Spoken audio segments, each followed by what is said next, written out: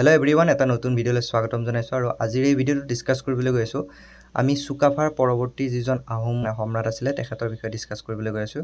চ' তেখেত হৈছে চুতেওফা। আমি ইয়াৰ আগৰ ভিডিঅ'টোত আমি ডিছকাছ কৰিছোঁ চুকাফাৰ বিষয়ে।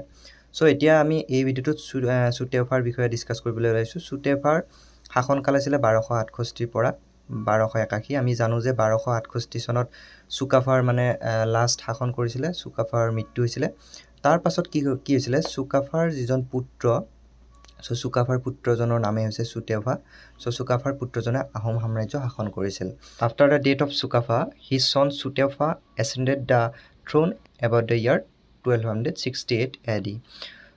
যেতিয়া চুকাফাৰ মৃত্যু হৈছিল তাৰ পাছত চুকাফাৰ পুত্ৰ চুতেওফাই আহোম সাম্ৰাজ্য শাসন কৰিছিল। He extended the western boundary of the Ahom to the river Namdang. চুতেওফা কি আছিলে, চুতেওফাই কেৱল কি আছিলে, আহোমৰ যিটো সীমা আছিলে সেই সীমা বঢ়োৱাত লক্ষ্য কৰিছিলে। তেখেতে কি কৰিছিল যে যিটো আহোমৰ পশ্চিম বাউণ্ডেৰী আছিলে সেইটো নামদাং নদীলৈকে আগবঢ়াই লৈ গৈছিল বা Namdang নদীলৈকে বঢ়াইছিলে। During the reign of first Borgohain কাননগন died and his son Saobin succeeded him as the second Borgohain. চাওক, আমি জানিছিলোঁ যে প্ৰথমজন বৰগোহাঁই, আমাৰ চুকাফাৰ দিনৰ প্ৰথমজন বৰগোহাঁই আছিলে কাননগন। তেখেতৰ মৃত্যুৰ পাছত তেখেতৰ যি পুত্ৰ চাওবিন, সেই চাওবিন পৰৱৰ্তী বৰগোহাঁই হৈছিলে। এইটো খুব ইম্পৰ্টেণ্ট কুৱেশ্যন। কাননগনৰ পাছৰ যিজন বৰগোহাঁই সেইজন কোন আছিলে, সেইজন আছিলে চাওবিন। চাওবিন পৰৱৰ্তী বৰগোহাঁই হয়, অৰ্থাৎ ছেকেণ্ড বৰগোহাঁই বুলি ক'ব পাৰোঁ। আৰু এই চুতেওফাৰ শাসনকালতে কি আছিলে, আমাৰ প্ৰথম যিজন বুঢ়াগোহাঁই আছিলে সেই বুঢ়াগোহাঁইজনৰ মৃত্যু হৈছিলে, সেইজন আছিলে কিংলুং মাংৰাই। কিংলুং মাংৰাইৰ মৃত্যু হৈছিলে আৰু তেখেতৰ পুত্ৰ থাউৰুৰু পৰৱৰ্তী বুঢ়াগোহাঁই হৈছিলে। এইটো খুব ইম্পৰ্টেণ্ট, এইটো মনত ৰাখিব। যিখিনি আমাৰ অসমৰ কম্পিটিটিভ এক্সামবিলাক থাকে তাত এনেকুৱা ধৰণৰ কুৱেশ্যন আহে যে প্ৰথম বৰগোহাঁই কোন আছিলে বা প্ৰথম বুঢ়াগোহাঁই কোন আছিলে। প্ৰথম বৰগোহাঁইজনৰ মৃত্যুৰ পাছত কোন বৰগোহাঁই হৈছিলে। এনেকুৱা কুৱেশ্যন আহে, গতিকে খুব ইম্পৰ্টেণ্ট হয়, এইখিনি বহীত লিখি ৰাখিব। During this period war with Kachari টুক প্লেচ। এইটো খুব ইম্পৰ্টেণ্ট। প্ৰথম যি কছাৰীৰ লগত যুদ্ধ হৈছিলে আহোমৰ দিনত, সেয়া কাৰ ৰাজত্বকালত হৈছিলে বুলি সুধিব পাৰে। সেয়া হৈছে চুতেওফাৰ শাসনকালত বা চুতেওফাৰ ৰাজত্বকালত। প্ৰথম কি হৈছিলে, কছাৰীৰ লগত যুদ্ধ হৈছিলে আৰু কছাৰী আহোমৰ সৈতে যেতিয়া যুদ্ধ কৰিছিল আহোমে জয় লাভ কৰিছিল, অৰ্থাৎ কছাৰী হাৰিছিলে। Kachari were defeated. The outlying Kachari settlement to the east of Dikhow river were abandoned to Ahoms. এতিয়া চাওক, যেতিয়া কছাৰীয়ে আহোমৰ লগত যুদ্ধ কৰিছিল তেতিয়া কছাৰী হাৰি গৈছিল আৰু কি হৈছিলে, কছাৰীৰ যি দিখৌৰ পূব পাৰৰ যিটো সীমা আছিলে বা দিখৌৰ পূব পাৰৰ যিখিনি অঞ্চল আছিলে সেইখিনি আহোমক কি কৰিছিলে, ত্যাগ কৰি দিছিল, আহোমক দি দিছিল। For the next 100 years Dikhow river appears to have formed the boundary between the Ahoms and the Kosaris।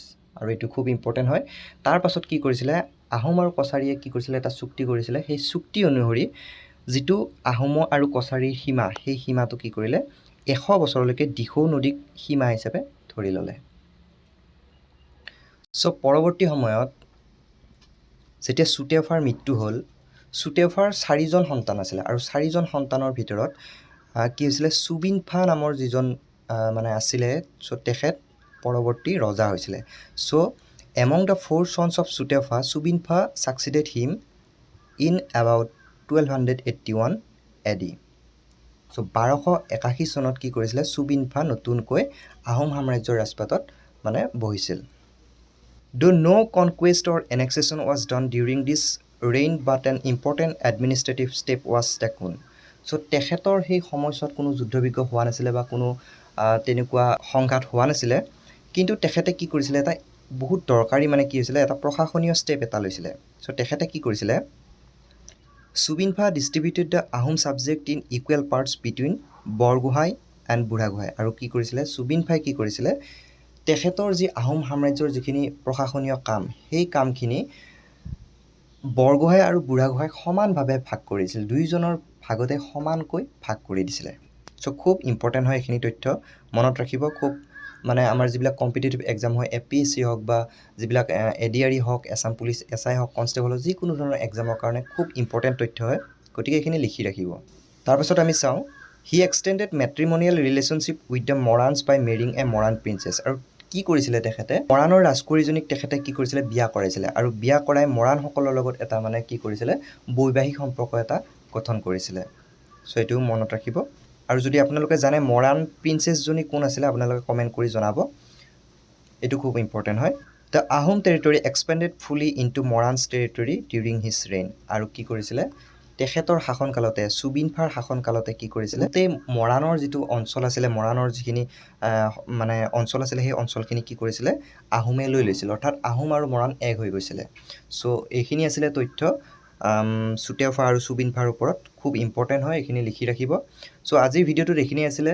পৰৱৰ্তী সময়ত মই ইয়াৰ পাছৰ যি আহোমৰ ৰজা আছে তো তেখেতসকলৰ বিষয়ে ডিছকাছ কৰিম চ' চেনেলটো ছাবস্ক্ৰাইব কৰি ৰাখিব আৰু যদি ভিডিঅ'টো ভাল পাইছে তেতিয়াহ'লে লাইক কৰিব কিবা জনাব লগা থাকিলে আপোনালোকে কমেণ্ট কৰিব চ' এইখিনি আছিলে পুনৰ এটা নতুন ভিডিঅ' লৈ অহাৰ আশাৰে এতিয়ালৈকে থেংক ইউ